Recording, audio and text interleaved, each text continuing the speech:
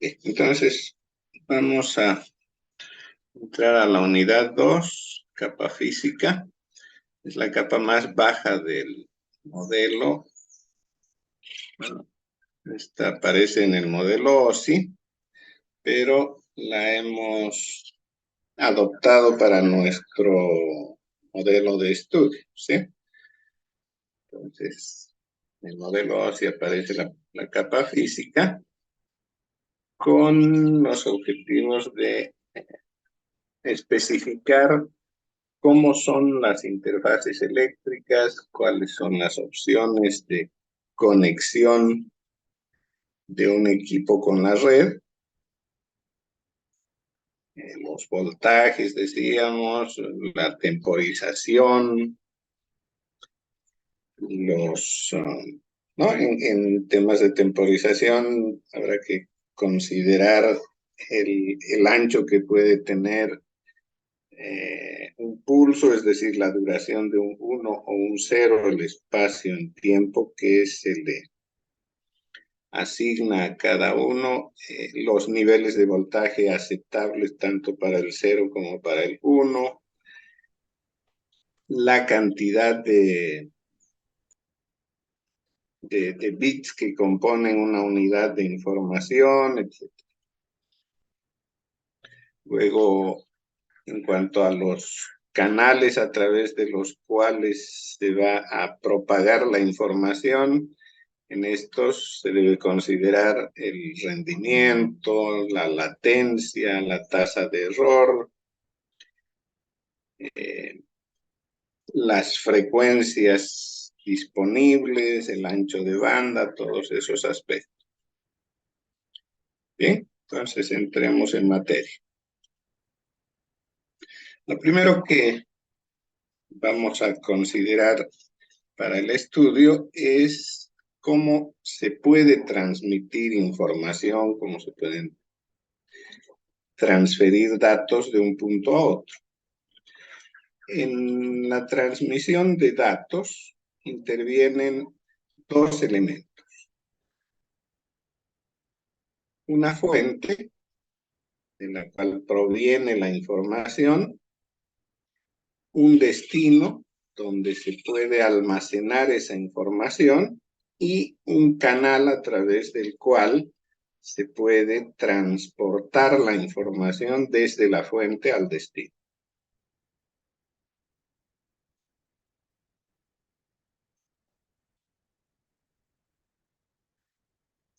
Ahora, según el sentido en el que puede viajar la información, podríamos considerar tres diferentes tipos de enlace. Se denomina full duplex aquel en el que la información puede fluir en los dos sentidos al mismo tiempo, ¿no? Como en este gráfico podemos ver una carretera de doble vía. Entonces, por ella pueden transitar vehículos en un sentido y en el otro al mismo tiempo, ¿cierto?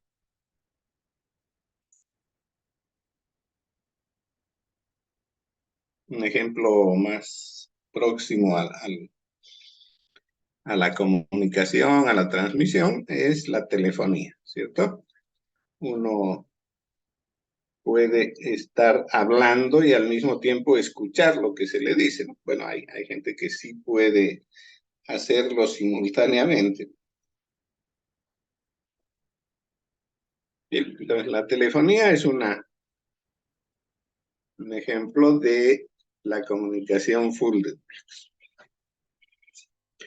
Si consideramos a los dos niñitos esos con sus latitas y un hilo que las une, para poder comunicarse en modo full duplex tendrían que disponer de otro par, ¿no? Otro par de latitas con un hilo. Entonces se colocará el uno en la boca y el otro en el oído y que está al otro lado en el mismo orden invertido, ¿cierto?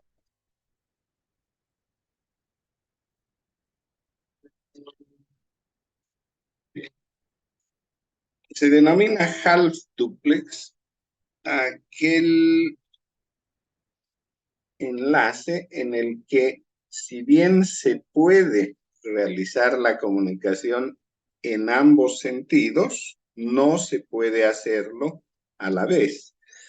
Es decir, que el enlace, el medio de comunicación permite solamente en un sentido, en un momento, y podría invertirse el sentido en el otro momento. Como nos sirve de referencia este gráfico, ¿cierto? Un tren por una vía solamente puede viajar de un extremo al otro, pero bien podría hacerlo en el sentido inverso, ¿sí?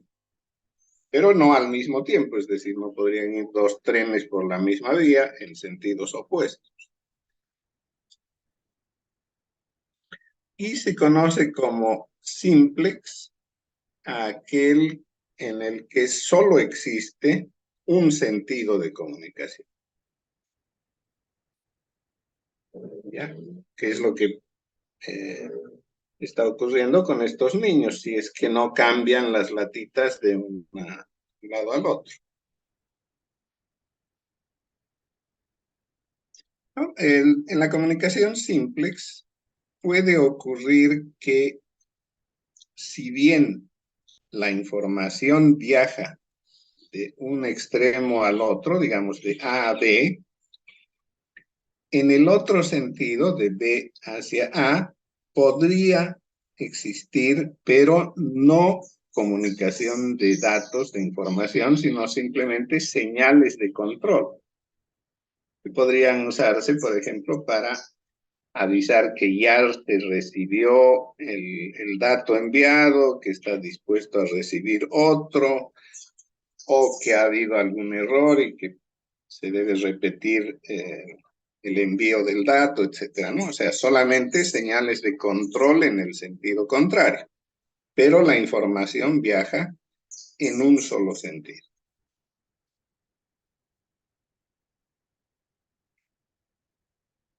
¿no? Caso, por ejemplo, muy común en las redes de sensores, ¿sí? Ustedes han estudiado las redes de sensores, han hecho un resumen de ellas. Aquí la comunicación, es decir, la información misma, sale del sensor hacia la unidad central, ¿cierto? En algunos casos, la unidad central podría enviar algún tipo de señal de control hacia el sensor, ¿sí? Pero no es información, no se considera información. Y desde luego que no tiene sentido enviarle información porque los sensores no tienen capacidad de almacenamiento, ¿sí? Entonces no podrían recibir esa información, no tienen dónde guardarla, ni capacidad de procesarla, ¿no? En general, digamos que es así. Bien, entonces, en cuanto al sentido en el que viaja la información, tenemos tres modos de comunicación. Full duplex, porque pueden ir en los dos sentidos al mismo tiempo. Half duplex permite comunicación en los dos sentidos, pero no al mismo tiempo. Y simplex, aquella que solo permite enviar información en un sentido.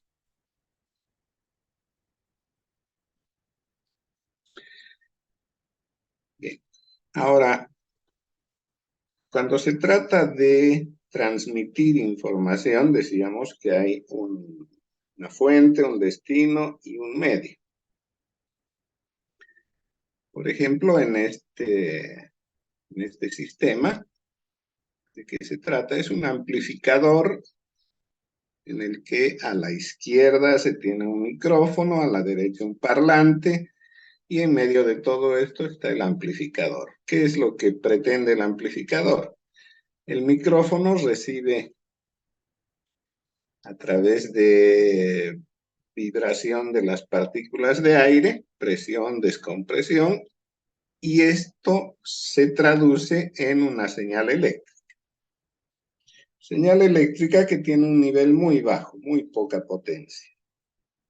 Entonces el amplificador tiene la finalidad de elevar ese nivel, es decir, aumentar la potencia de la señal, hacerla más grande en potencia, de manera que pueda eh, permitir en el parlante vibrar, ¿cierto? Genera una señal eléctrica que hace vibrar el parlante y esa vibración en el parlante produce ondas sonoras en el aire.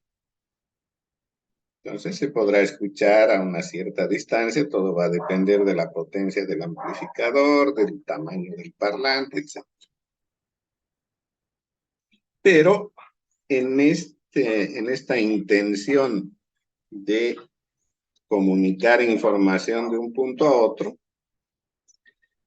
debemos tener en cuenta que el medio y todo lo que lo rodea está sometido a ruido.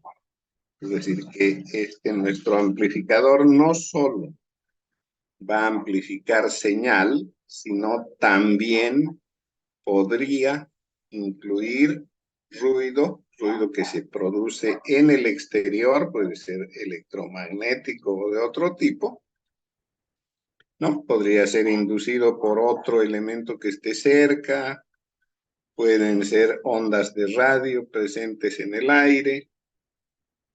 También se considera un ruido un tanto especial denominado ruido térmico que se produce por vibración debida a las variaciones de temperatura, ¿no? Los componentes al calentarse ganan energía, entonces surge cierta vibración que podría convertirse en señal eléctrica y amplificarse, ¿sí? Entonces, hay una serie de fuentes de ruido que se va a sumar a la señal y esto podría salir al exterior, ¿cierto? Es decir, llegar al destino.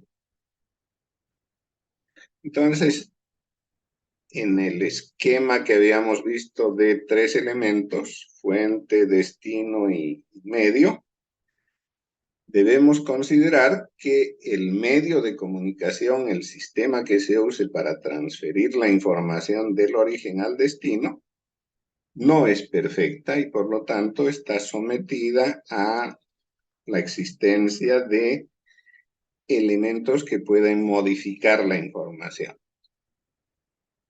No solo ruido, sino un otro aspecto que hay que considerar en la modificación de la información es la atenuación. ¿A qué se refiere la atenuación? A que si yo quiero transferir información eléctrica de un punto a otro, variaciones eléctricas, voltaje, por ejemplo, a través de un cable largo, el voltaje que ponga en el origen va a llegar al destino disminuido. ¿Por qué? Porque parte de ese voltaje se queda en el cable. Bien, entonces no todo lo que puse en el origen llega al destino. Una parte se puede perder en el cable. Entonces, en general, digamos, la potencia entregada en el origen no llega idéntica en el destino, hay una pérdida de potencia. Pero esa pérdida de potencia no es atribuible solamente a reducción. por efecto de la resistencia, digamos, del cable, sino que la geometría misma del cable genera otros efectos que no son precisamente de tipo resistivo. Una resistencia lo que hace es disminuir el voltaje en el destino, atenuar el voltaje. En cambio, los otros efectos adicionales a la resistencia, que son de tipo capacitivo e inductivo, hacen que esta pérdida de potencia dependa también de la frecuencia con la que se entrega la información en el origen.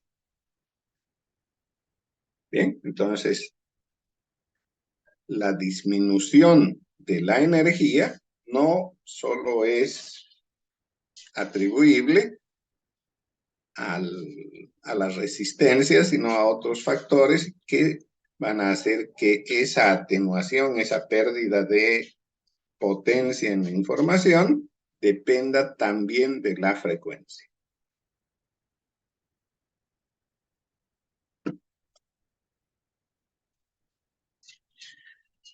Ya, entonces, el canal, decíamos, es imperfecto. Esto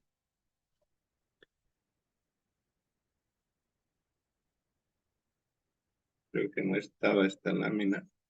A ver, un segundito, voy a ver qué.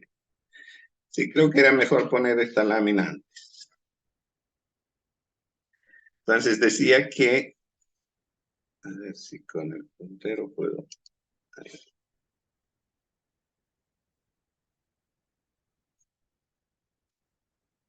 ¿No? Decíamos que la fuente de la información podríamos verla como un generador de voltaje que aparece como VG. Y el canal, porque es un cable, pensaremos que es un cable, tiene cierta resistencia longitudinal, la que aparece como R2. ¿Cierto? Como es un cable de cobre, por ejemplo, el cobre tiene cierto nivel de resistencia que es longitudinal. Mayor resistencia, mayor longitud de cable. Obviamente esa resistencia es pequeña, precisamente se elige el cobre por su baja resistividad, pero existe, no podemos obviarlo. También se puede hablar de una resistencia transversal, ¿no? Porque cuando vamos a transmitir no va por un solo cable, sino va por un par de cables, porque se tiene que cerrar el circuito en el otro extremo. Entonces hay un cable de ida y el otro de retorno, digamos. Entre esos dos existe cierta resistividad que puede ser muy grande, ¿no? Porque los cablecitos van paralelos, digamos. El uno de ida y el otro de vuelta están paralelos, pero entre ellos, por los aislantes que tienen, hay también una resistividad que puede ser muy grande. Digamos que el longitudinal puede ser del orden de un ohmio, el transversal llegará a ser de millones de ohmios, pero también existe. Y del mismo modo se generan efectos capacitivos. Capacidad transversal como esta C2 y longitudinal como C1. Entonces, esto hace que el cable aparezca como un filtro combinado. Un filtro que, si lo vemos en la combinación de C1 y R1, puede tener un efecto paso alto, es decir, que deja pasar frecuencias altas y atenúa las de valor bajo. ¿Por qué hablamos de frecuencias bajas y altas? Porque la información generada en esta fuente es un arreglo de diferentes frecuencias. Por ejemplo, cuando yo estoy hablando, produzco frecuencias de diferentes valores. Entonces, la información está contenida en ese conjunto de señales de diferente frecuencia. Porque si solo emitiría una única frecuencia, se escucharía como un simple tono, ¿no? Y nada más, y ahí no hay información. ¿De acuerdo? Entonces, la información existe porque hay variación de frecuencias. Entonces, el cable de este ejemplo tiene un efecto de filtro paso alto debido a la combinación C1-R1. Pero también tiene un efecto de paso bajo. Es decir, que deja pasar frecuencias bajas y atenúa las frecuencias altas. Ese efecto lo producen R2 y C2. De manera que el conjunto produce un efecto de pasabanda. Es decir, que hay un rango de frecuencias denominadas bajas que no pasan, es decir, que son atenuadas, ¿no? Entonces aquí estarían las frecuencias bajas. Perdón por la letra, ya saben que lo estoy haciendo con el mouse y el pulso no ayuda mucho. Bien, entonces frecuencias bajas son atenuadas. Las muy altas también se atenúan.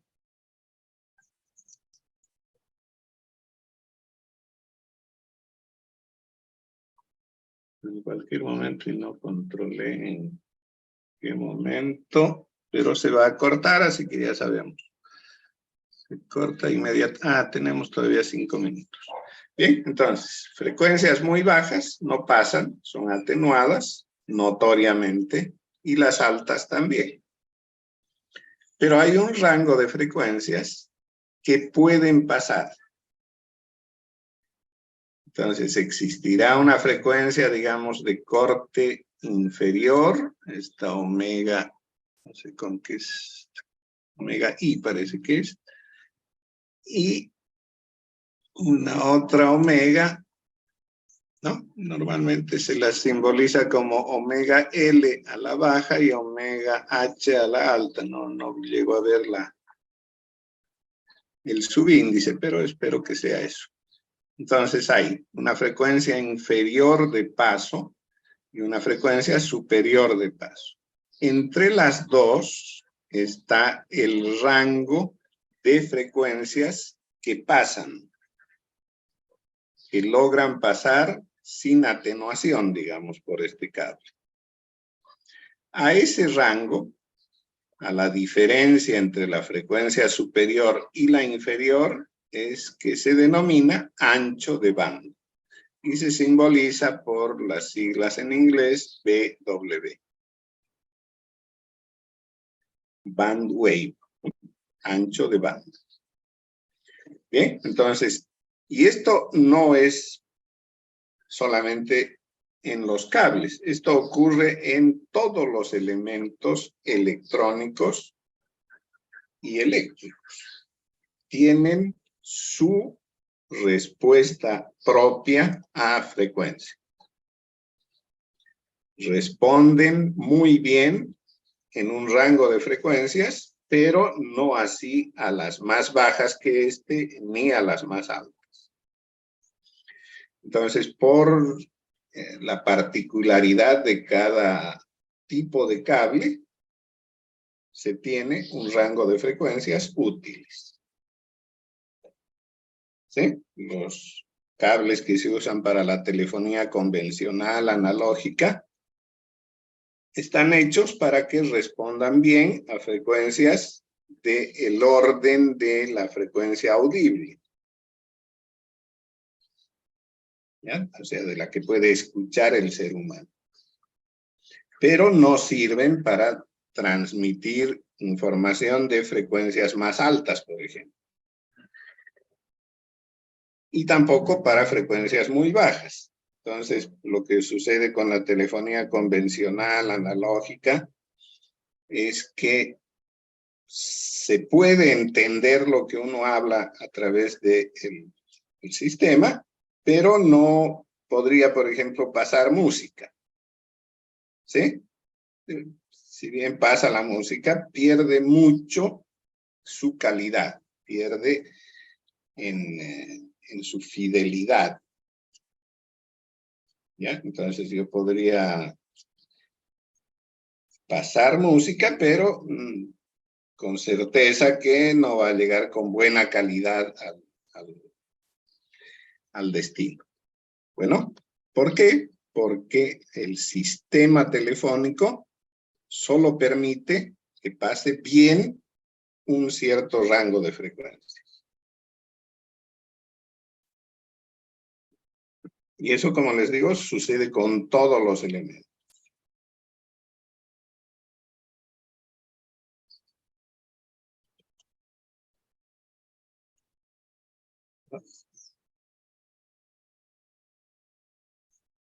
Quiere cambiar. Ahí está. Bien, entonces existen diferentes tipos de cables con la finalidad de pasar ciertos rangos de frecuencias. Decía, por ejemplo, para el sistema de telefonía convencional, el cable es común, es un par de hilos y punto. Si queremos llevar información de mayor frecuencia, habrá que buscar cables que respondan a ese rango en el que vamos a transmitir, ¿cierto? Entonces, necesariamente, lo que ponemos en un extremo, que podría ser música bonita, un vals, qué sé yo, si el cable no es el adecuado, al otro lado va a llegar ruido, ¿cierto? Entonces, si puse un vals en el origen, al destino le podría llegar un reggaetón, por ejemplo, ¿no?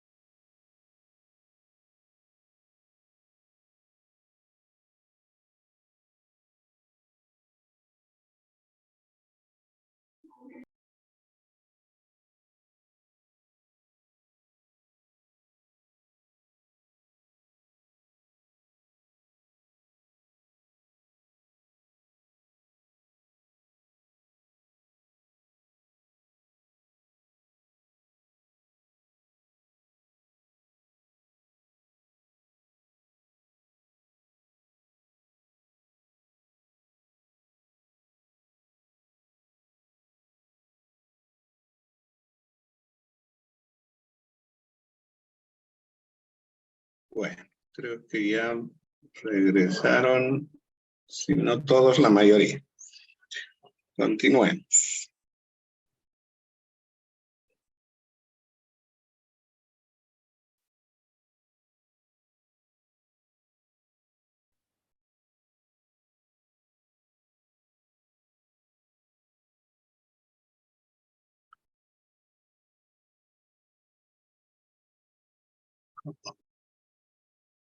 Parece que no agarró ahí.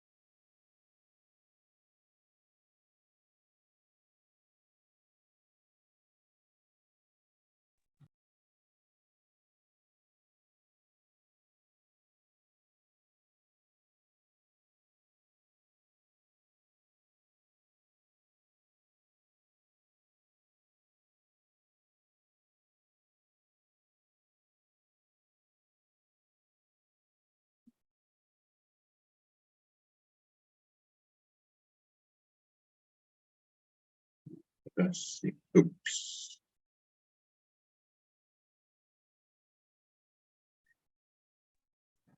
Ya. Bueno, entonces estábamos por aquí, ¿no? Sí.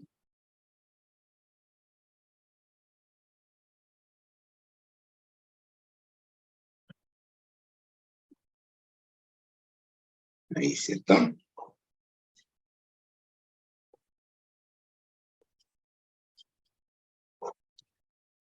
Bueno, entonces decíamos que todo sistema, todo cable tiene su propia respuesta a frecuencias, es decir, un rango de frecuencias denominado ancho de banda, al cual responde adecuadamente y, digamos, presenta una respuesta plana. Por debajo y por encima de este rango, es decir, frecuencias inferiores y superiores, la respuesta se ve disminuida, atenuada, no pasa la información tal cual la ponemos en el origen. Ok.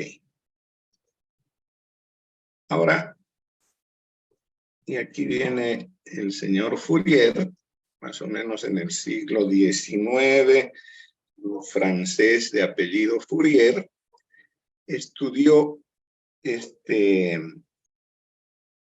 efecto. Bueno, él era matemático, así que lo planteó de esta manera. Él decía, toda forma de onda, es decir, bueno, para él eran toda función que cumple con ciertos requisitos, que sea continua, que sea integrable, o por lo menos continua por tramos, con características de periodicidad, es decir, que se repite periódicamente.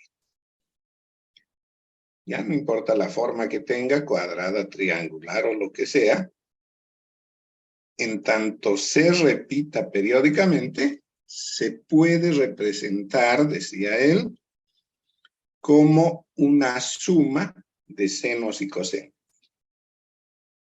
Ya, bueno, pareciera filosofía y nada más, pero en la realidad enseguida vamos a ver cómo va eso.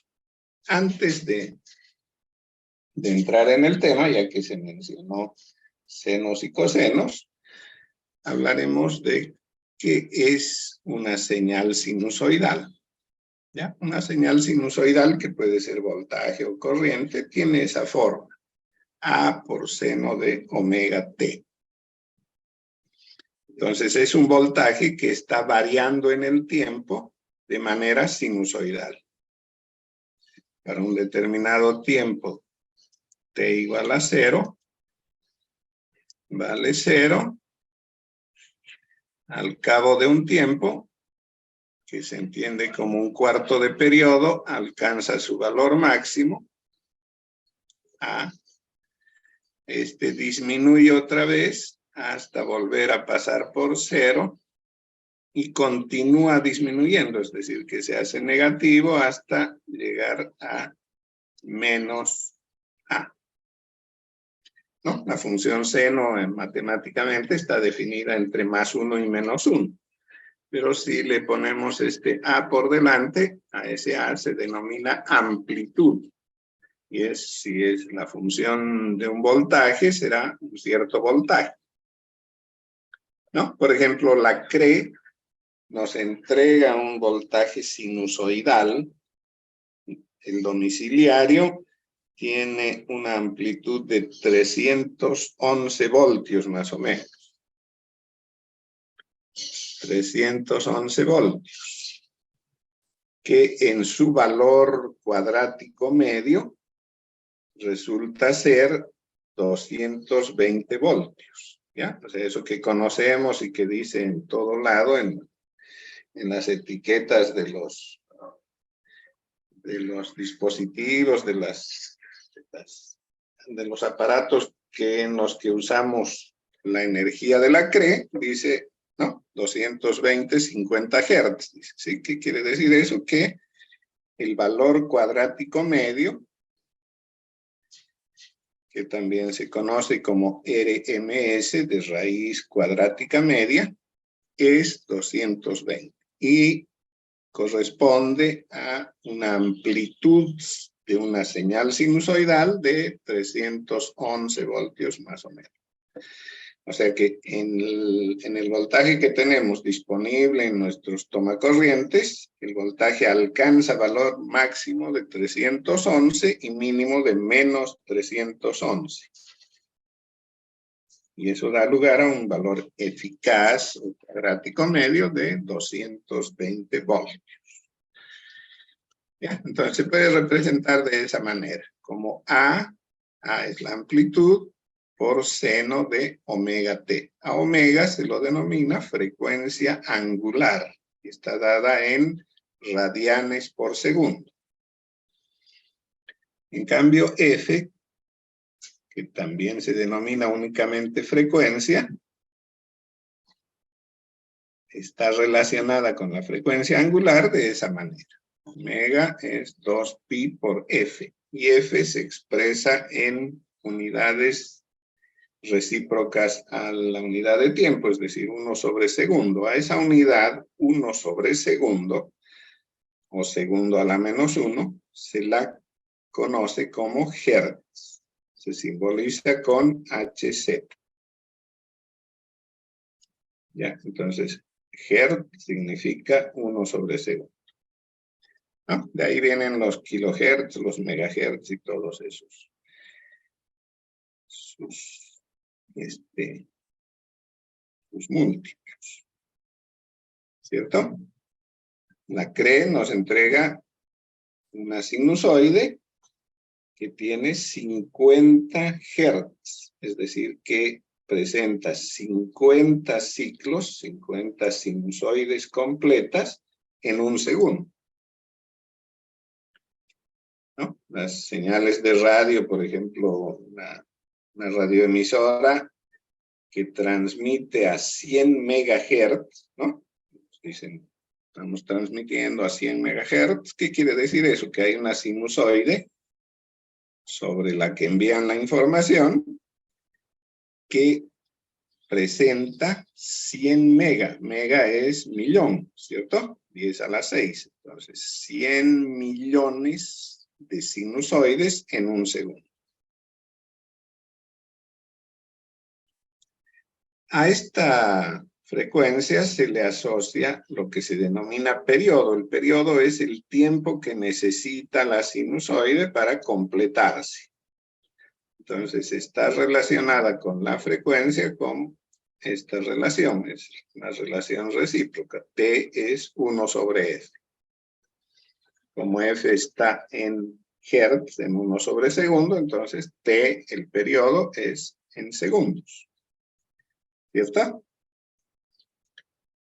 Podemos relacionar también con la frecuencia angular. El producto omega por T es 2pi, es una constante. ¿No? En el caso de la CRE concreto, decíamos que la CRE tiene una frecuencia de 50 Hz. 50 Hz. Esa es su frecuencia. ¿Cuál será el periodo de la sinusoide de la CRE? Periodo es 1 sobre frecuencia. ¿Cierto? 1 sobre F sería 1 sobre 50. 1 sobre 50 sale 0.02. Eso es 20 por 10 a la menos 3, ¿cierto? Como Hertz es 1 sobre segundo, 0.02 está en segundos. Entonces esto equivale a 20 milisegundos, milésimas de segundo. ¿Ya? Entonces el periodo, el tiempo que necesita la sinusoide de la CRE para completarse es 20 milisegundos. Cada 20 milisegundos hay una sinusoide. Por lo tanto, en un segundo hay 50 sinusoides.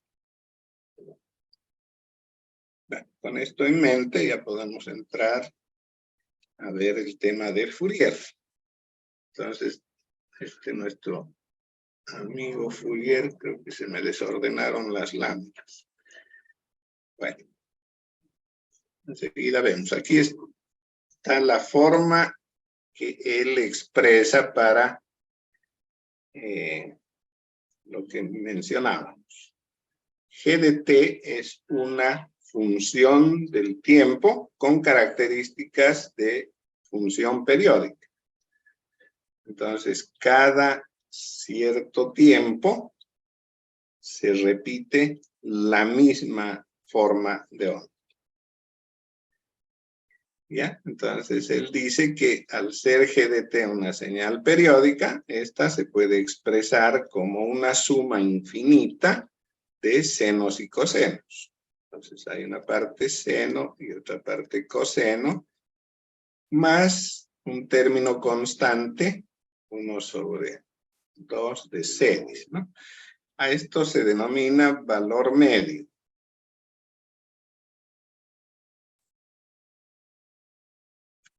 ¿Ya? Entonces, a esa componente de continua que es el valor medio, se le añaden las armónicas, se llaman así, senos y cosenos.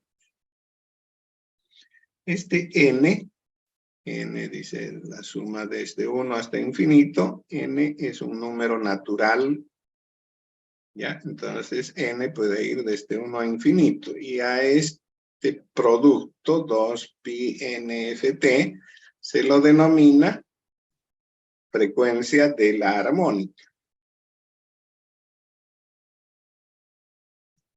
¿Ya? Entonces aparece una armónica denominada principal y otras de orden superior, ¿no? Para n igual a 1 tenemos la armónica principal o fundamental, y para las demás n's tenemos sus armónicas superiores. Una será el doble de frecuencia, el triple, 4 veces, qué sé yo, hasta infinito. ¿Cómo se calculan esos coeficientes A sub n, B sub n y C? Con estas formulitas de aquí abajo. A sub n, 1/t, t es el periodo, ¿sí?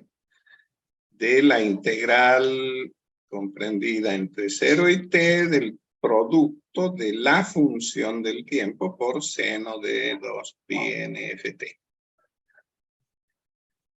Del mismo modo, b sub n, en lugar de seno, se pone coseno en la integral, la misma forma, ¿no? De 0 hasta t. Y c es la integral simplemente de la función, por eso se llama valor medio, evaluada en un periodo dividida entre el periodo. Bien.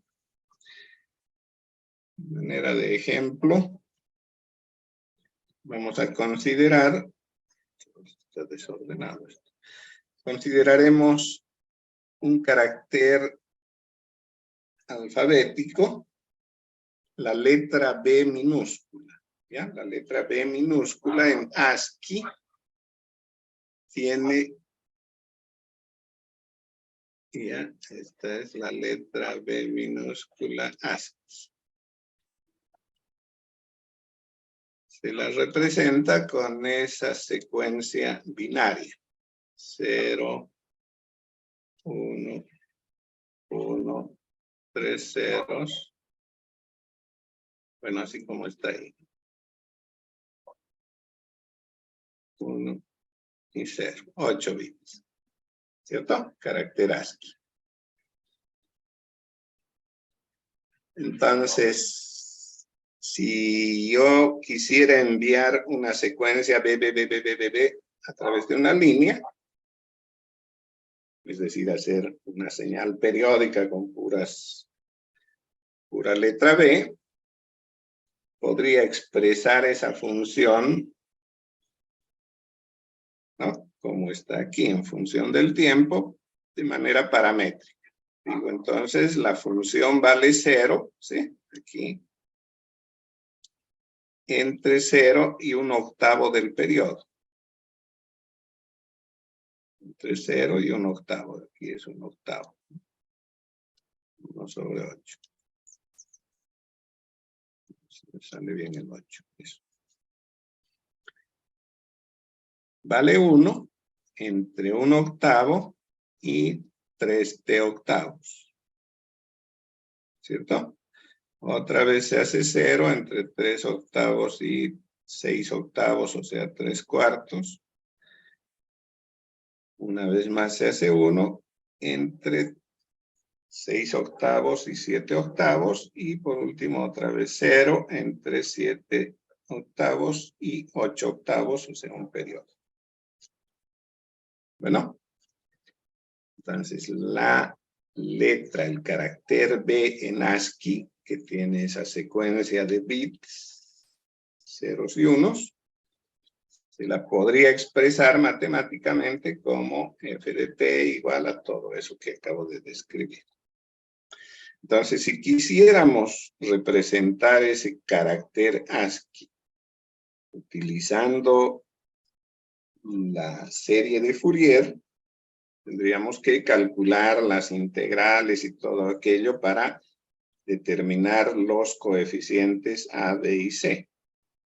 Si hacemos ese trabajo, no lo vamos a hacer, pero aquí está ya terminado. El término C es el valor medio, decíamos, en un periodo, ¿no? Ya perdí mi cursor. Aquí está. Entonces, C, el valor medio, resulta ser 3/4. A sub n, los coeficientes de los cosenos, tiene esta forma. 1 sobre n pi, ¿no? Entonces, si por ejemplo quiero calcular el primer armónico, pongo n igual a 1, coseno de n por pi sobre 4, ¿no? Coseno de pi cuartos. No sé cuánto será el coseno de pi cuartos, si se puede buscar en una tabla o con calculadora, menos el coseno de 3 pi cuartos, más el coseno de 6 pi cuartos, menos el coseno de 7 pi cuartos. Hago ese cálculo, me sale un número, lo divido entre pi, y ese es el valor del coeficiente de la primera armónica. A este tengo que sumarle, obviamente, el coeficiente de seno de esa primera armónica. ¿Sí? Con toda esa formulita, que sale de la integral que habíamos mencionado. Bien, entonces puedo calcular los coeficientes de la primera armónica, de la segunda, de la tercera, de todas las que se me antoje. Bueno, ahora veremos cómo aparece nuestra función. ¿Sí? Esta era la función original. Vamos a ver cómo se ve con solo el primer armónico. Si yo envío solo el primer armónico, o si envié, bueno, el carácter ASCII B, pero el cable solamente me deja pasar el primer armónico, entonces llegaría solamente ese primer armónico y aparecería así.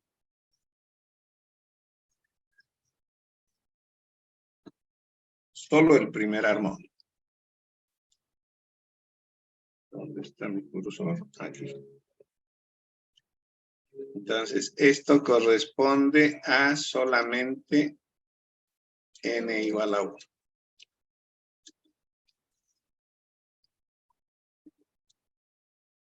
¿Ya?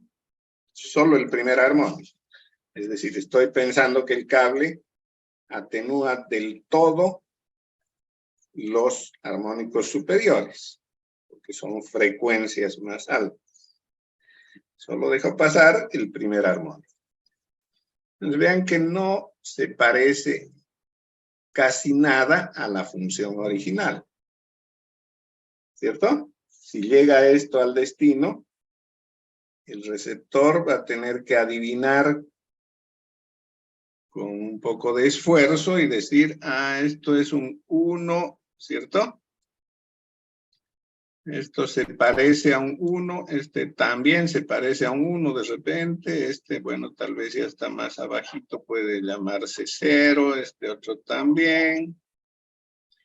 Este también es un 0. Aquí, bueno, hay una duda. Puede ser 0 o puede ser 1. Voy a creer que es un 0 y este sí es un 1.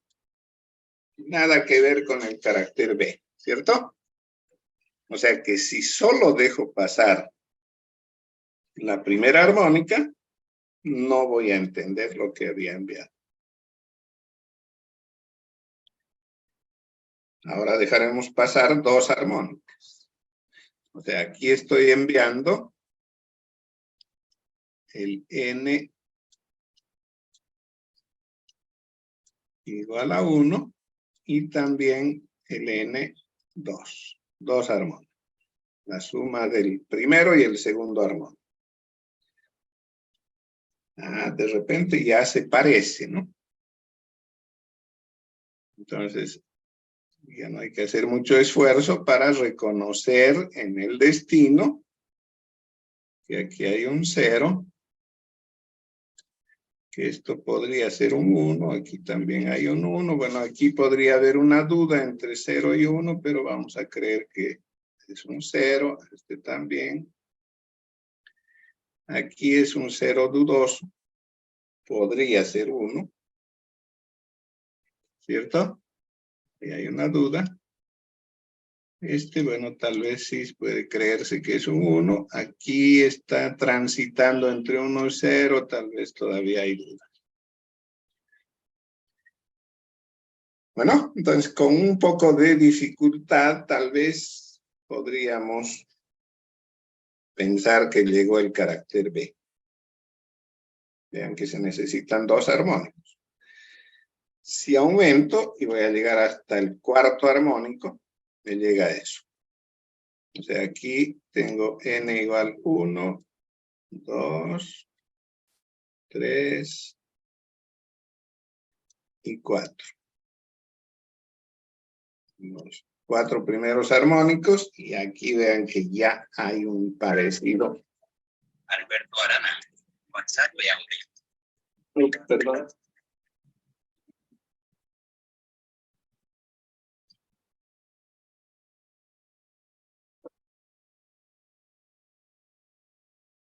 Ya, entonces, 4 armónicos y vean que ya hay una similitud bastante interesante respecto a lo que había en el origen con lo que llega al destino.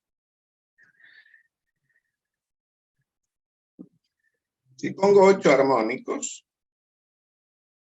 ahí sí casi no hay dudas, ¿sí? 0, 1, 1, 3 ceros, 1, 1 y otra vez 0.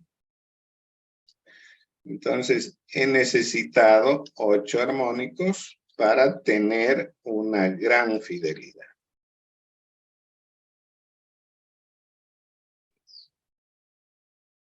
¿Sí? Con 4, tal vez aceptable, pero para tener plena seguridad, 8 armónicos.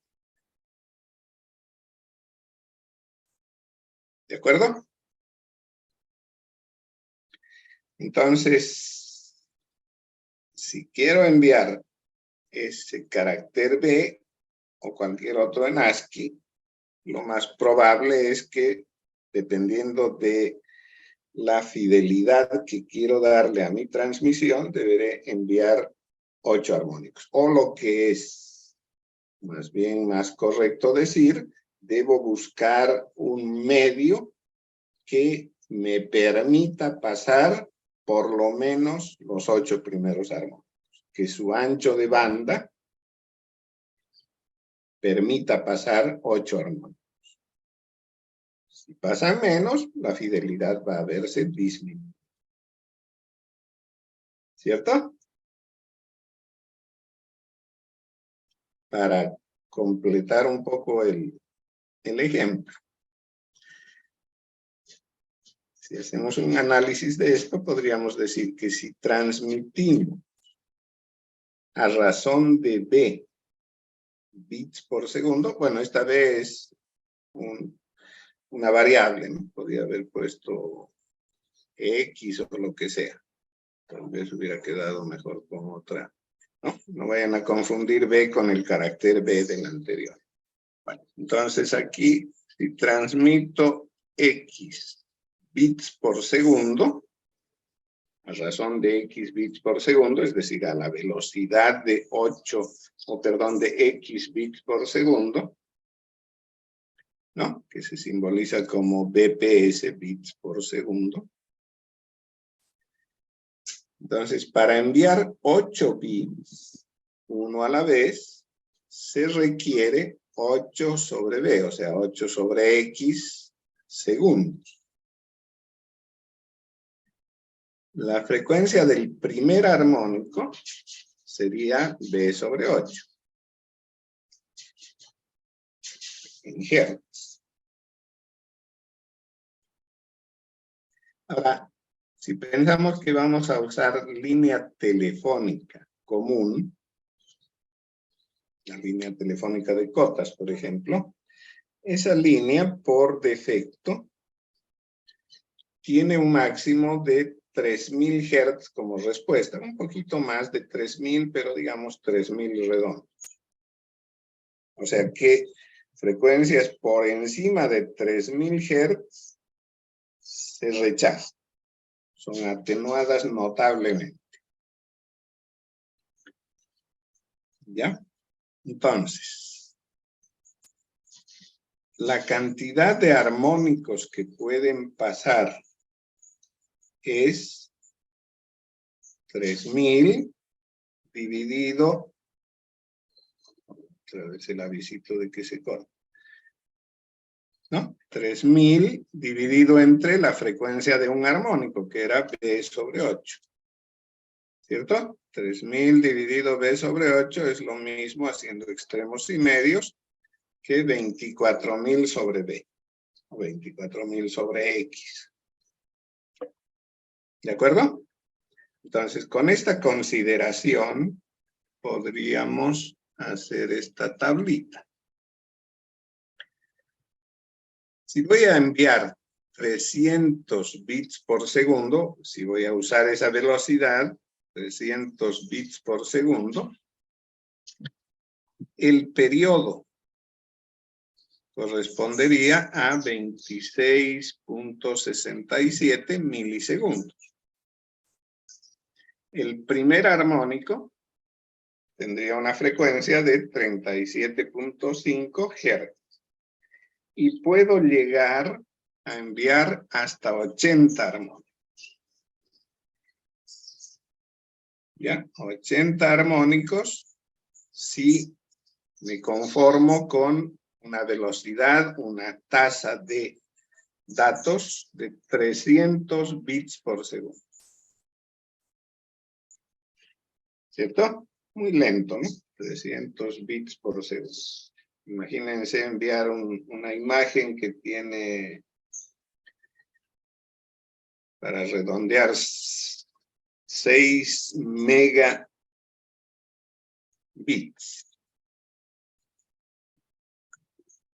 ¿No? 6 millones. Dividido entre 300. ¿Cuánto es eso? 6 por 10 a la 6 dividido 300 son 2 por 10 a la 4. O sea, necesitaría 20.000 segundos. ¿De acuerdo? Si quiero enviar una imagen de 6 megabits, necesito 20.000 segundos. No sé cuánto será eso en días. Bueno, entonces pensaremos en un poco más de velocidad. 600. Obviamente, al haber duplicado la tasa de bits, se reduce el periodo a la mitad, aumenta la frecuencia del primer armónico al doble, y por lo tanto el número de armónicos se reduce a la mitad. ¿Cierto? Solo puedo enviar 40 armónicos. Pero ya sabemos que con 8 era suficiente para que se entienda bien. Los 40 armónicos es una belleza. Pero estamos hablando de apenas 600 bits por segundo. ¿No? Y necesitaba con 320.000 segundos, aquí necesito 10.000 segundos. Sigue siendo mucho tiempo.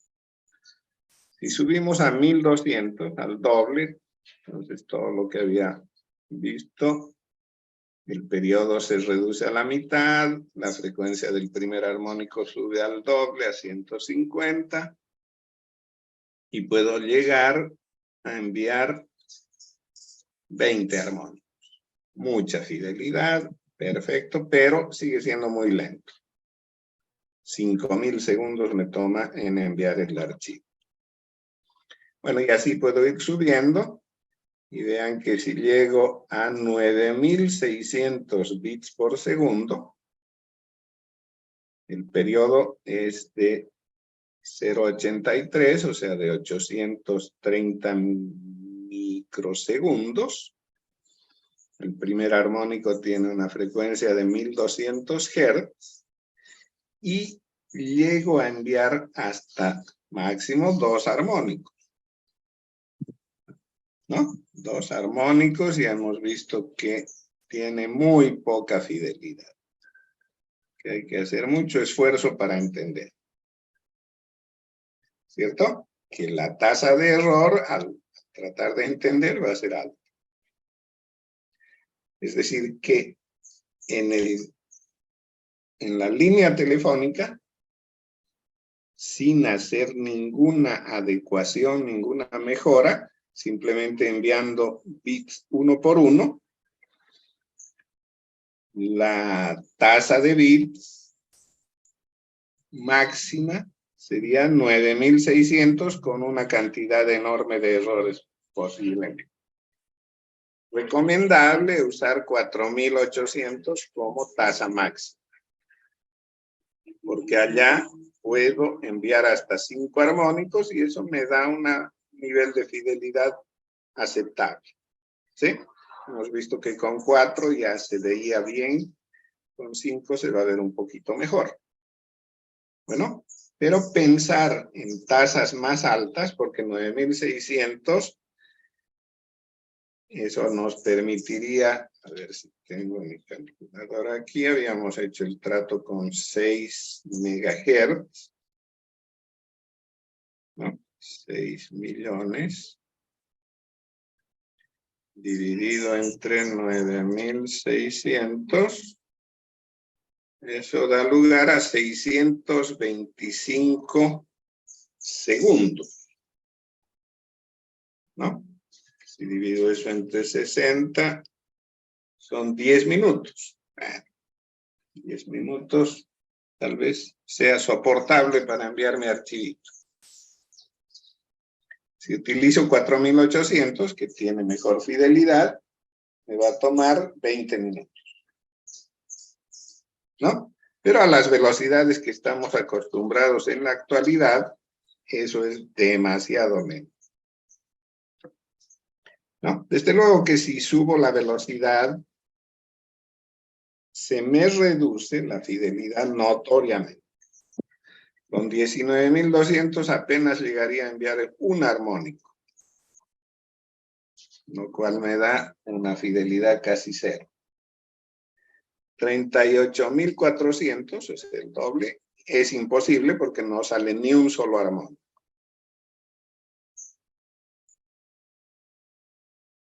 ¿Sí? No pasa ni un armónico. O sea que la línea telefónica, sin hacer ninguna modificación, sin ningún truco, sin adaptación alguna, podría servir para enviar datos binarios pero solamente podríamos alcanzar una fidelidad aceptable a 4.800 bits por segundo. Si aceptamos errores posibles, podríamos llegar hasta 9.600 bits por segundo, ¿no? ¿Por qué menciono el cable telefónico? Porque es lo primero que se había utilizado para transmisión de datos a distancia, ¿no? Decía en la historia de Internet que cuando se empezó a tratar el tema de la transmisión de datos, dijeron, no, pues sería muy caro poner cables de un punto a otro. Utilizaremos los cables que ya están puestos, que quien los ha puesto es una compañía telefónica. Y por lo tanto, los ha puesto para que respondan a el ancho de banda de la telefonía, que son 3.000 Hz, ¿cierto? 3 kHz. Entonces, con esa tecnología, ese ancho de banda permitido de 3 kHz, la velocidad de envío de información aceptable podría llegar a 4.800 bits por segundo. Tasas más altas van a producir muchos errores. ¿Sí? Y tal vez sea inaceptable, inviable el utilizarlas en ese sentido. Entonces, bueno, empezaron a investigar, a trabajar para mejorar el tema. Ya vamos a ver más adelante en qué consistieron esas mejoras. No, pero de momento, esto para tener una idea del efecto que tiene, del efecto que causa el ancho de banda limitado. Estamos a menos de un minuto de que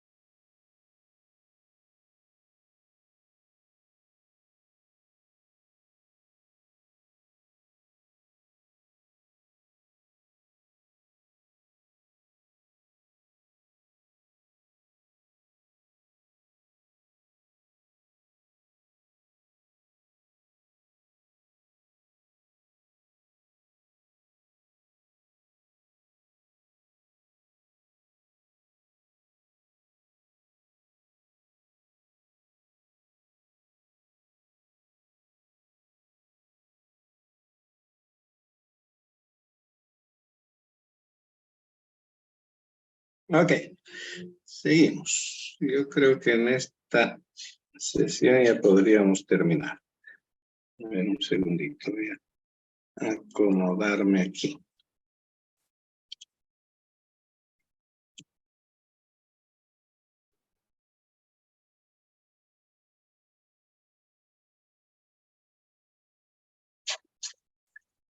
Ahora sí.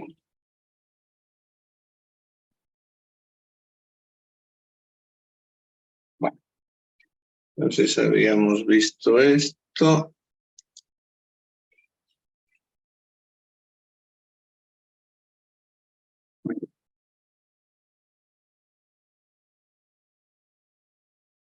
No, el canal telefónico y sus limitaciones. Usando el estudio de Fourier podemos determinar con números, el efecto que provoca la imperfección del canal. ¿No? Ese es el aporte de Fourier a la comunicación. Ahora, esto del ancho de banda, decíamos que es un inconveniente por superar en la comunicación. Pero antes de seguir, hablemos de lo que es el ancho de banda y cómo se debe entender. Hay dos puntos de vista. La definición que yo había planteado de ancho de banda como el rango de frecuencias de paso es una definición, digamos, en el sentido analógico, que se utiliza mucho en el estudio de la electrónica y sus aplicaciones. O sea, los ingenieros electrónicos definen ancho de banda como el rango de frecuencias útiles en un canal y lo miden en hertz. ¿Ya? Entonces, el ancho de banda del canal telefónico vendría a ser 3000 hertz, 3 kilohertz.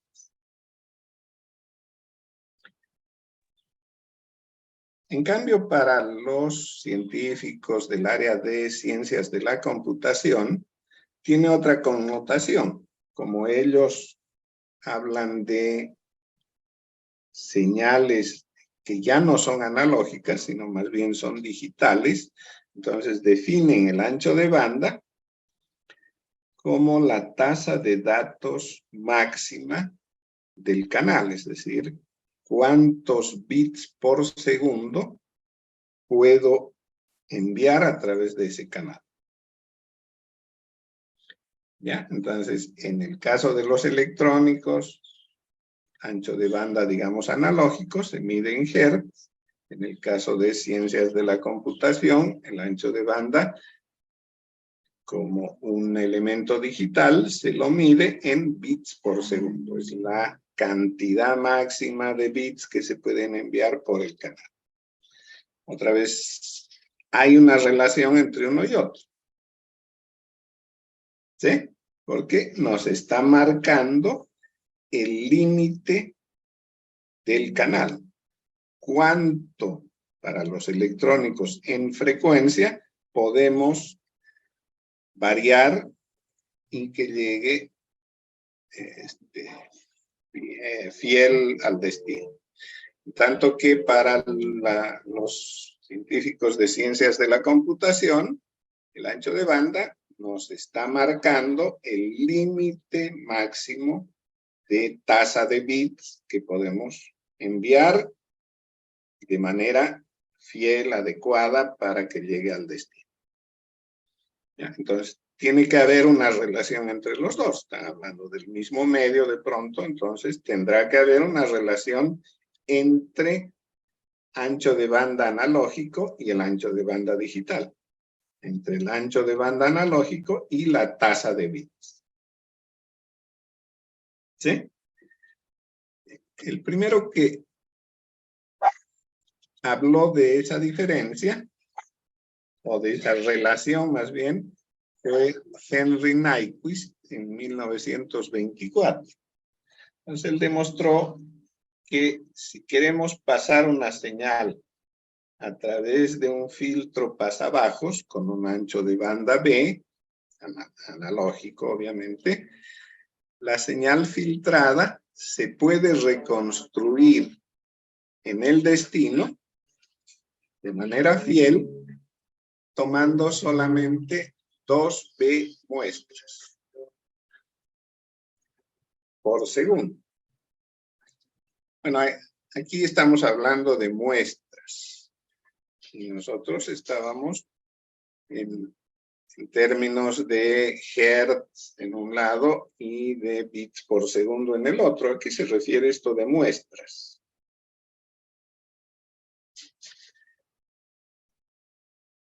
¿No? Y habla ahí, no tiene caso muestrear la línea más de 2 veces. Entonces, entenderemos esto de las muestras. Para ello nos vamos a desviar un ratito de nuestro estudio por aquí. Esto del muestreo, de tomar muestras de una señal, viene de la conversión de señal analógica a señal digital. El proceso de conversión de una señal analógica en una señal digital se lo realiza tomando muestras. Cada cierto tiempo se toma una muestra, como tomarle una fotografía. Ya, entonces vean aquí, tengo esta señal analógica, la que está arriba, esa curva media rara, que quiero digitalizar, la quiero convertir en formato digital. Entonces, ¿qué hago? Le voy tomando muestras, fotografías. La primera fotografía en 0, la segunda en un tiempo t, luego en 2t, en 3t, le voy tomando fotografías, voy tomando muestras, voy midiendo el voltaje, si es voltaje, que tengo cada cierto tiempo t. ¿Bien? Entonces, esas muestras, esos valores de voltaje que he medido cada cierto tiempo, ahora los voy a digitalizar. Es decir, le voy a dar un carácter que ya no es continuo. Entonces, ahora voy a tratar solamente con ciertos valores. ¿Ya? Por ejemplo, voy a considerar 8 niveles, del 0 hasta el 7. 8 niveles y voy a tratar de ubicar las lecturas realizadas en ese esquema de 8 niveles. Entonces, la primera muestra, la de 0, podría decir que está en 3, ¿cierto? La segunda está en 4. La tercera, bueno, podría decir que está entre 3 y 4, uno de los dos. No hay puntos intermedios, esto es totalmente discreto. Estoy discretizando las lecturas realizadas. Las muestras que he tomado las voy a discretizar. ¿Bien? Entonces ahora, como lo quiero volver digital y he elegido 8 niveles, debo usar 3 bits, ¿cierto? Porque con 3 bits hago 8 combinaciones, que van desde 000 hasta 111. ¿De acuerdo? Entonces, en binario natural, el 3 es 011. Perdón. Se me fue. Ahora sí que estamos perdidos. Se me escapó un teclazo. Vamos, ¿dónde? En Nyquist, no. Aquí.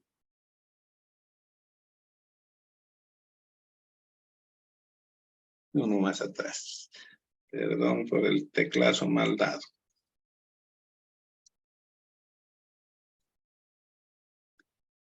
Entonces habíamos mencionado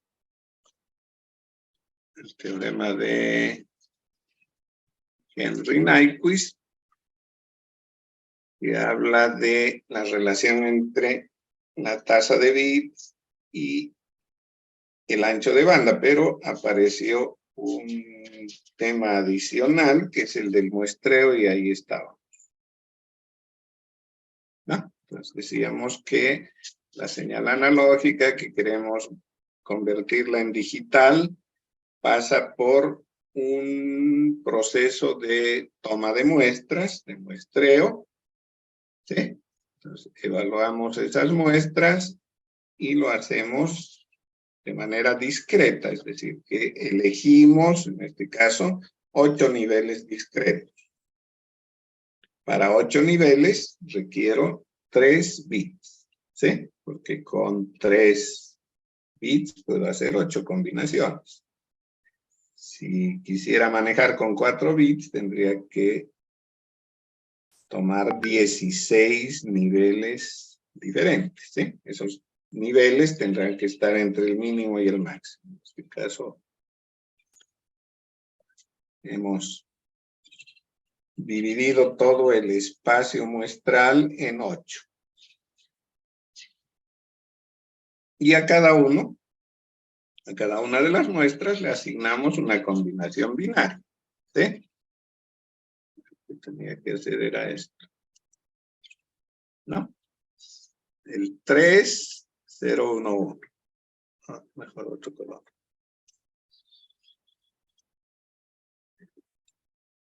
011 es 3, 100 es 4, otra vez 3, 2, 1, 0, 1, etcétera, etcétera, etcétera. ¿Sí?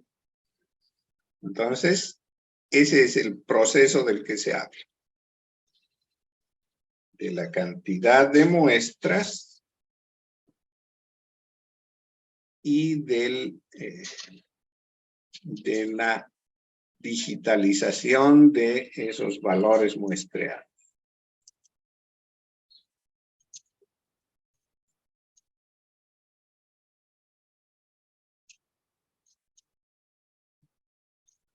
Voy a quitar esto.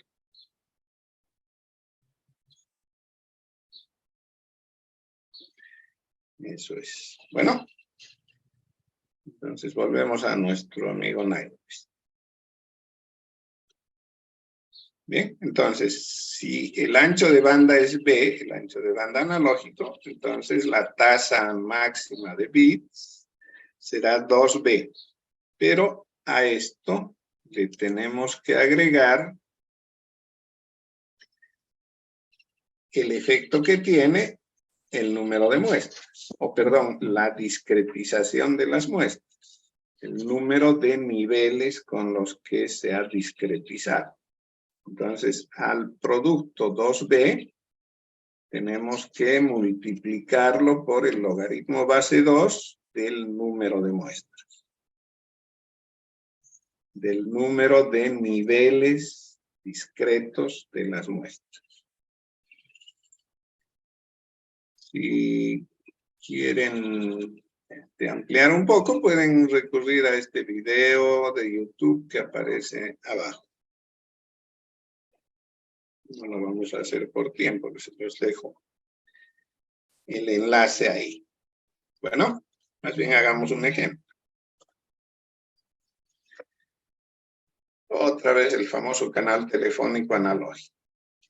Decíamos, está limitado por frecuencias comprendidas entre 300, que sería la frecuencia mínima, o baja, omega L hemos llamado en nuestro gráfico, hasta 3400 Hz, que viene a ser la omega H. Lo que significa que el ancho de banda es la diferencia entre la frecuencia máxima y la mínima, eso da 3100 Hz.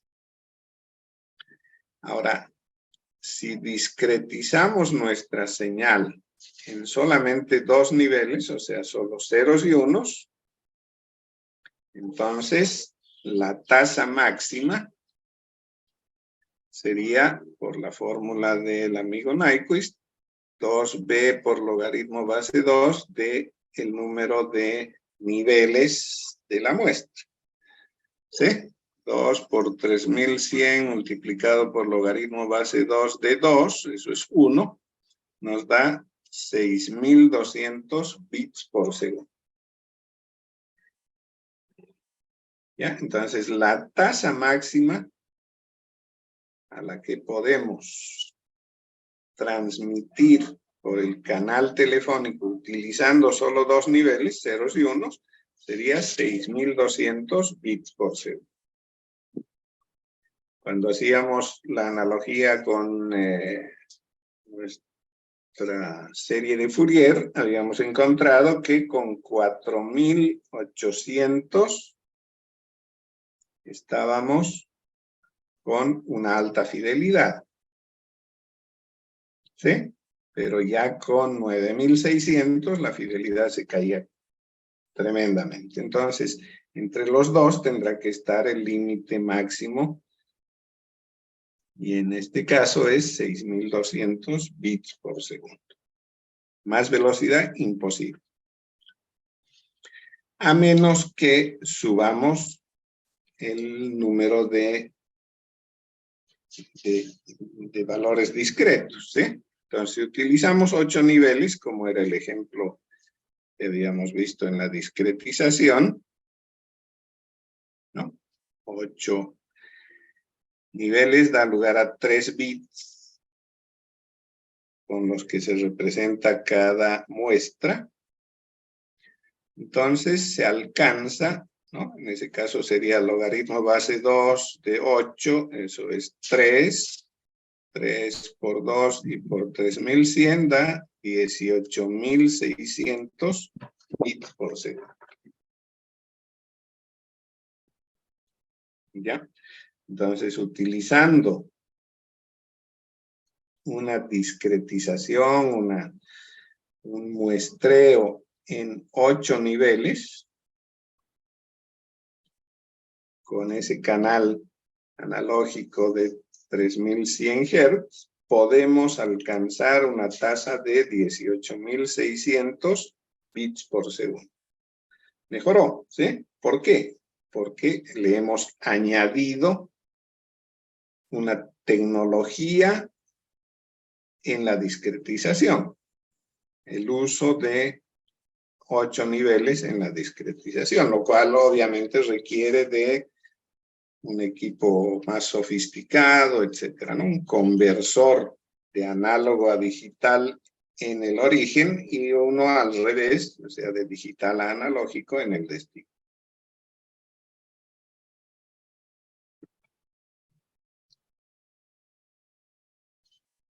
Bueno.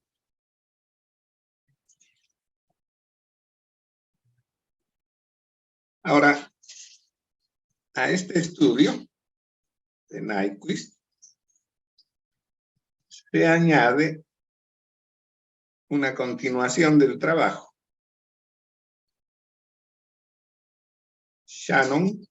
Claude Shannon, en 1948, considerando el trabajo de Nyquist, emitió un otro teorema en el que relaciona la tasa de datos máxima o capacidad del canal con un otro elemento, que es el ruido, ¿no? Nyquist no habló de ruido, estaba hablando entonces de un canal ideal en el que no hay ruido, que todo lo que se pone en el origen llega al destino. Tanto que Shannon ya considera la posibilidad de que exista ruido en el canal. Ese ruido se lo mide, se lo expresa en un número que se llama relación señal a ruido. Hablaremos un poquito de eso. Para eso nos vamos a ir aquí.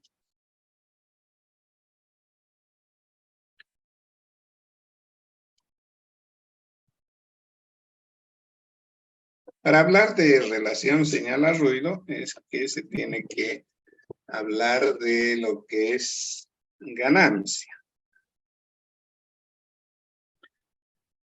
Cuando utilizamos un amplificador es porque la señal en el origen es muy débil y queremos que en el destino sea más poderosa, ¿cierto? Es decir, que lo que pretendemos a través del sistema es aumentar la potencia.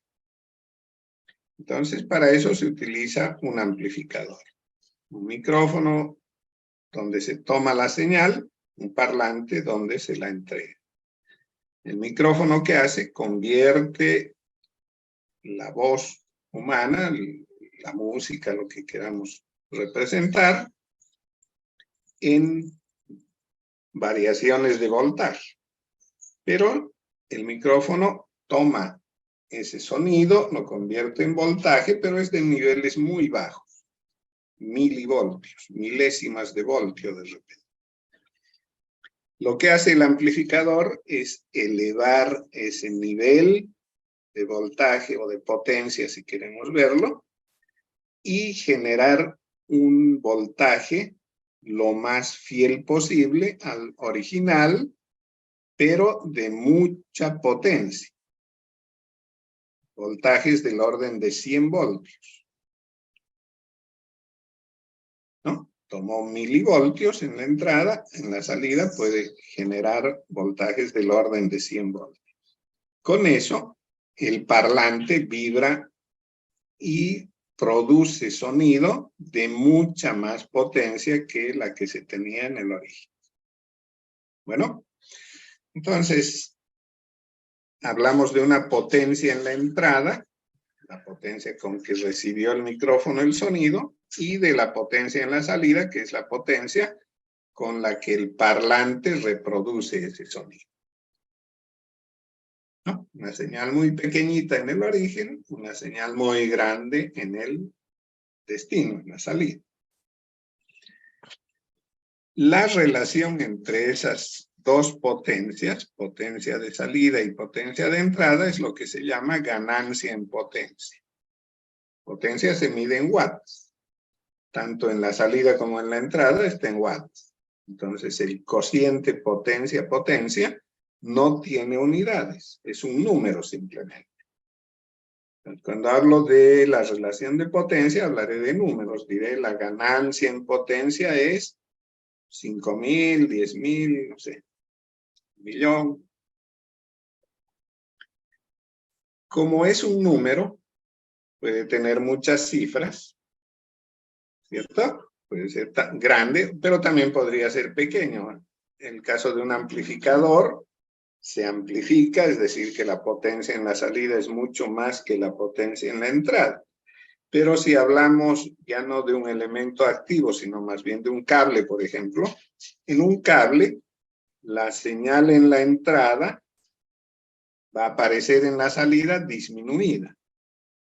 Entonces, la potencia de entrada es mayor que la potencia de salida. En ese caso, la ganancia ya no se habla de ganancia, sino de atenuación, y va a ser un número menor que 1. ¿Cierto? Un cable ideal que nos entregue la misma potencia en la salida que la que tenemos en la entrada, su ganancia es 1. ¿De acuerdo? Ahora, como es un número y puede ser tan pequeño como menor de 1 o tan grande como millones, no tiene unidades, no se le puede poner prefijos, ¿sí? En el caso del voltaje, de la potencia, sí le puedo poner prefijos. Si es grande, hablo de kilovoltios. Si es pequeño, hablo de milivoltios, de microvoltios. ¿De acuerdo?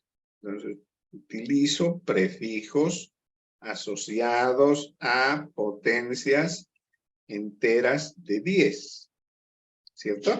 Esos son los prefijos. Mili, kilo, micro, nano, no sé.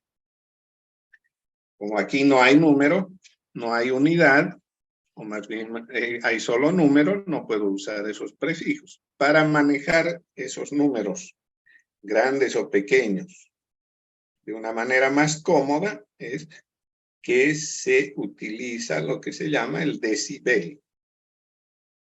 Y está definido de esa manera, como aparece ahí en el...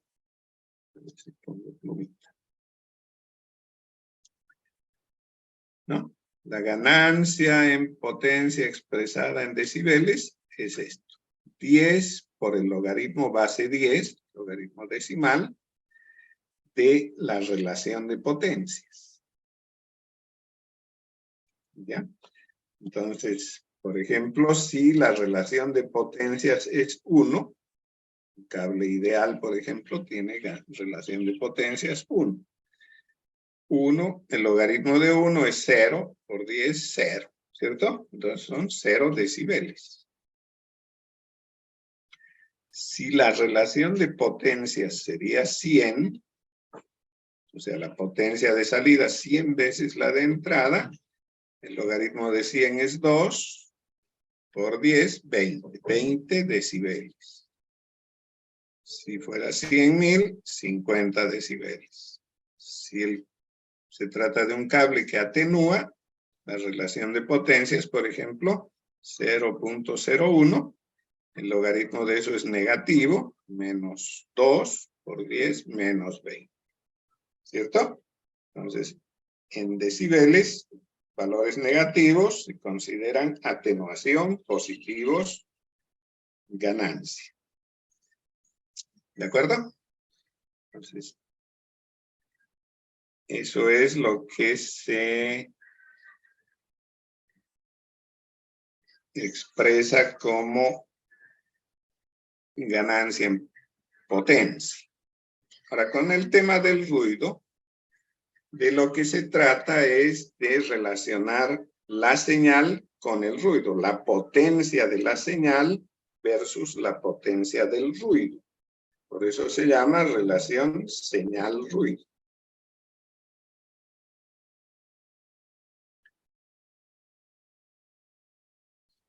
¿De acuerdo? Entonces, la relación entre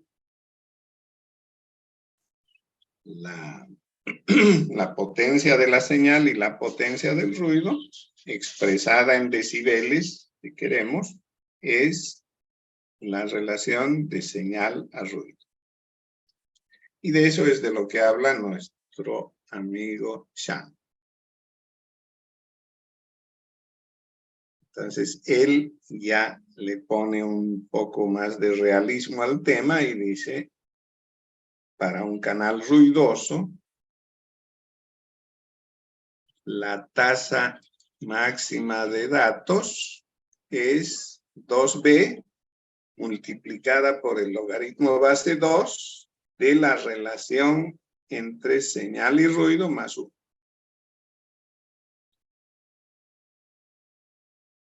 Esta relación de señal a ruido suele ser bastante grande.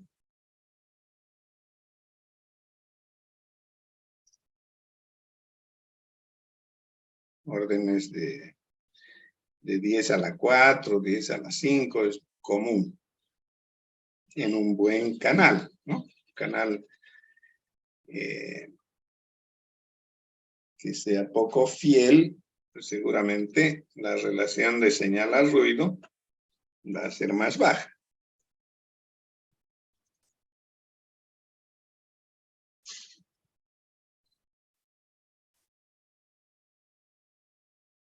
Bien, entonces, a la expresión de la relación entre ancho de banda y tasa máxima, expresada por Nyquist, Shannon le agrega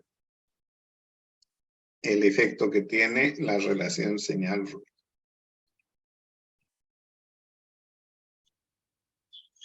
Bueno, aquí hay un ejemplo. Canal ADSL, que es una línea de comunicación serial.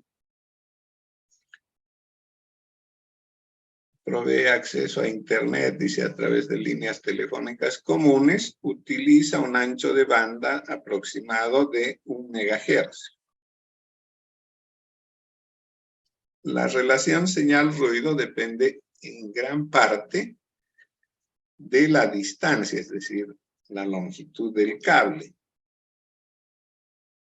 ¿Ya? Esta relación señal-ruido suele ser de alrededor de 40 decibeles. La decena nos indica el orden de magnitud.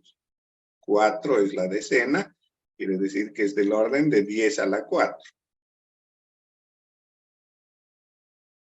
¿No? Eso para líneas cortas de hasta 2 kilómetros. Entonces, con estas características, el canal, dice, nunca podrá transmitir a más de 100 megabits por segundo. Mega es 10 a la 6, ¿cierto? O sea, 11 millones de bits por segundo.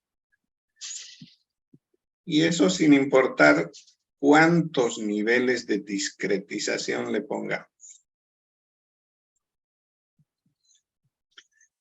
Ya, en la práctica, bueno, se especifica hasta 12 megabits por segundo. Sin embargo, haciendo el cálculo, con ese nivel de relación señal-ruido, ¿no? 2 por 1 megahercio por el logaritmo base 2 de 1 más 40 da un aproximado de 11 megahercios.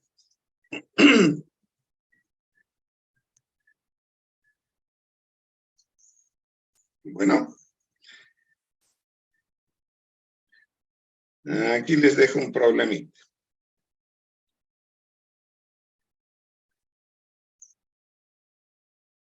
El problema dice, empleando un cable de cobre, cuyo ancho de banda es 10 megahertz, eso es analógico, obviamente. ¿Cuál es la tasa máxima que se puede usar si se transmitirán señales digitales en 4 niveles?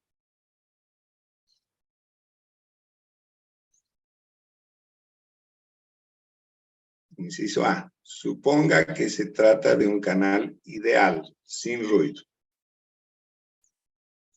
Y en el inciso B, para las mismas condiciones, asuma que la relación entre señal y ruido es 40.000. ¿Ya? Entonces, bueno, este problema lo resuelven y lo van a subir junto con la tarea que viene a continuación. Bueno, antes vamos a distinguir los medios de transmisión. Los medios de transmisión se pueden clasificar en 2, medios guiados y medios no guiados. Se consideran guiados a todos aquellos que utilizan cables para llevar de un punto a otro. Entonces, el curso que va a seguir la información dependerá de la forma, o sea, de la geometría, de la disposición del cable, ¿cierto? Y ese cable puede ser de cobre, en ese caso la información viaja como pulsos eléctricos, o puede ser de fibra óptica. En ese caso, la información viaja como pulsos de luz. Ya, los cables de cobre pueden tener varios hilos o un solo hilo, eso dependerá un poquito de la tecnología que se esté mencionando. Los medios guiados son entonces exclusivamente cables, pueden ser de cobre o de fibra óptica. Se consideran no guiados a todos aquellos que llevan la información como ondas electromagnéticas. ¿Ya? Una onda electromagnética se irradia por, a través de tanto el aire como en el vacío. Son simplemente ondas electromagnéticas. Pueden viajar en todas direcciones o también pueden tener una cierta dirección. Ese es el caso de las microondas, por ejemplo. Las microondas viajan casi en línea recta. La comunicación satelital también es casi en línea recta. Es decir, que mi antena en tierra la tengo que orientar de manera que llegue al satélite. No puedo mandarla en cualquier dirección. Entonces va orientada porque sigue una línea de vista, se llama. Tienen que poder verse el uno con el otro. En el caso de las microondas, ¿no? Por ejemplo, para llegar de un punto a otro, a veces se utilizan antenas repetidoras. ¿Por qué? Porque hay obstáculos. Un cerro en medio, ¿no? Si yo tengo mi antenita aquí, en el origen, y quiero llegar hasta esta otra localidad donde puse otra antenita, necesariamente tiene que haber línea de vista. Pero ¿qué pasaría si aquí en medio hay un cerro? Entonces, como el cerro impide la línea de vista, voy a tener que ocupar aquí en la punta del cerro una antena repetidora, es decir, voy a enviar mi información a esa repetidora y ella en otra frecuencia la va a despachar hacia el receptor. ¿No? Es como ponerle un espejo para que se refleje la señal. Bien, entonces, los medios guiados van por cables, el punto de origen y el de destino están unidos por un cable, que puede ser de cobre o puede ser de fibra óptica. Empezaremos con los medios guiados. El que más se utiliza es el par trenzado. Consiste en 4 pares trenzados cada par y además hay un trenzado entre los 4 pares, todo en un solo forro, digamos, plástico. Cada uno de los cables está a su vez aislado, viene con un aislante plástico y se le otorga a cada par un color. Entonces hay un azul, hay un verde, un naranja y un marrón. Y cada uno tiene su par, ¿no? Entonces hay uno que es verde, por ejemplo, entero, y su par es blanco.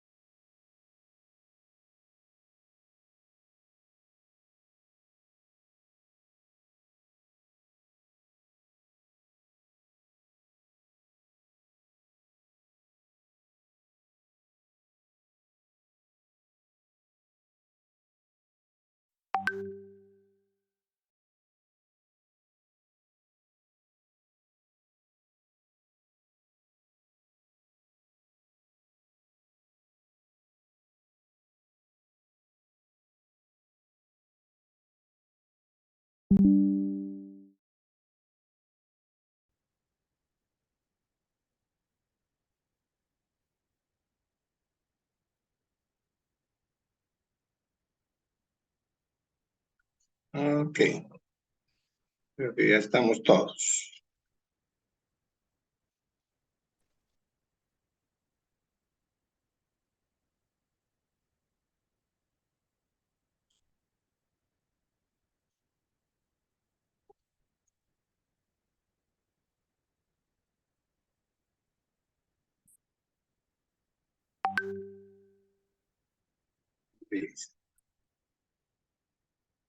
Estábamos aquí.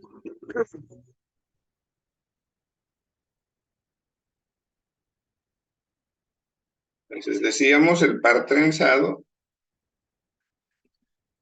está constituido de 4 pares, ¿no? Cada par va trenzado, uno con su retorno, y los 4 pares a su vez trenzados también. ¿Para qué el trenzado? El trenzado lo que pretende es eliminar la inducción que produce un cable sobre otro. ¿Ya? Y de igual manera eliminar la inducción que puede haber entre un par y el otro.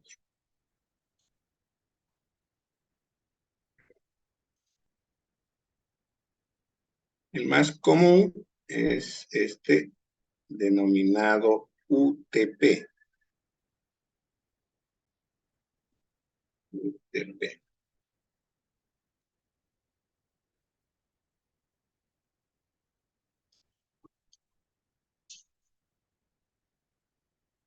está en inglés, ¿no? Las siglas en inglés que significan en nuestro idioma par trenzado sin pantalla, ¿no? En inglés vendría a ser Unshielded Twisted Tail, par trenzado sin apantallado. ¿Qué quiere decir esto del apantallado? Que además de los 4 pares, esto va envuelto en una malla metálica. Esa malla sirve para proteger todo el cable de la influencia de señales electromagnéticas externas. Entonces le da una mayor protección, pero a costa de ello, el cable se hace muy tieso, muy duro, difícil de manejar. En cambio, el que no tiene ese apantallado, esa mallita, es más flexible, digamos, relativamente al otro. Se puede doblar un poco más fácilmente. Ahora hay una serie de recomendaciones y a eso se van a ir ustedes porque van a hacer una tarea respecto a esto de el cable UTP, las especificaciones respecto a el manejo, el manipuleo del cable, cuánto permite frecuencia. Hay diferentes tipos de cables UTP que están categorizados, o sea, hay categorías de cables, van desde la categoría 3, creo, hasta la 7, creo que ya andan por ahí. Bien. Entonces, el cable UTP se utiliza principalmente para las redes LAN, es decir, redes que, como hemos visto, están ocupando un solo ambiente o a lo mucho todo un edificio o hasta un campo. Entonces, está hecho para ser utilizado en redes que están ligadas a una estructura, como puede ser un edificio. ¿Ya? El estándar, digamos, Ethernet para las redes LAN cableadas es de 100 megabits por segundo. Y de los 4 pares, solo utiliza 2. Entonces puede transmitir en half duplex solamente. Un par para un sentido y el otro par para el retorno. Uno a la vez. En cambio, para alcanzar velocidades más altas, hay un estándar Ethernet que alcanza 1 gigabit por segundo, o sea, 10 veces más que el otro. ¿No? 100 megas es como 10 a la 8. 1 giga es 10 a la 9. Entonces, aquí se utilizan los 4 pares. Y puede viajar en ambas direcciones al mismo tiempo. Por eso es full duplex. Pero para ello, la tecnología requiere que se elimine la señal que se transmite de manera local, porque si no se confundiría con la que está siendo transmitida. ¿No? Entonces se elimina la que se transmite para que no se vaya a solapar con la que se está recibiendo.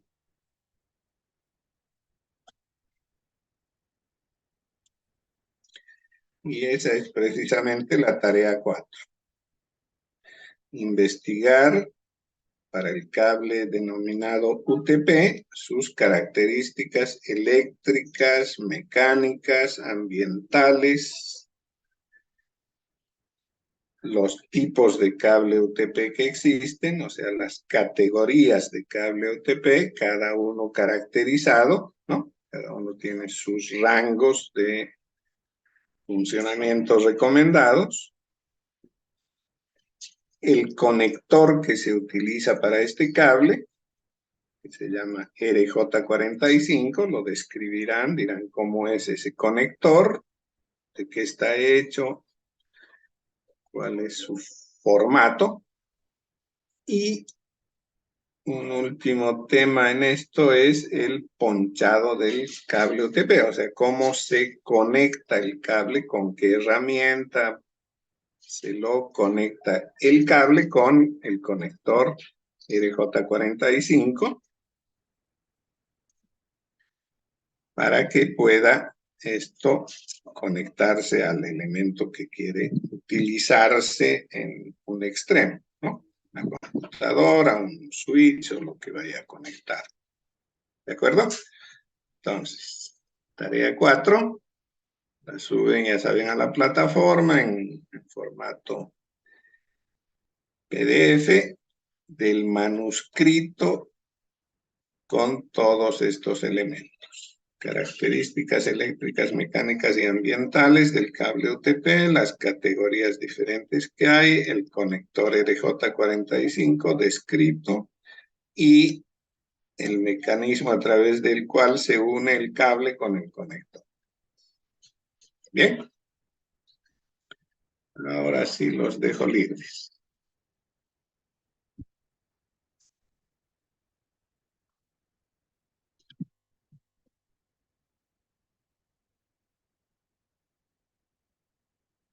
Más tarde les voy a pasar las diapositivas, así podrán ver el tema este de la tarea más claramente. Y utilizar como guía para su repaso. Bien, nos despedimos entonces. Hasta mañana.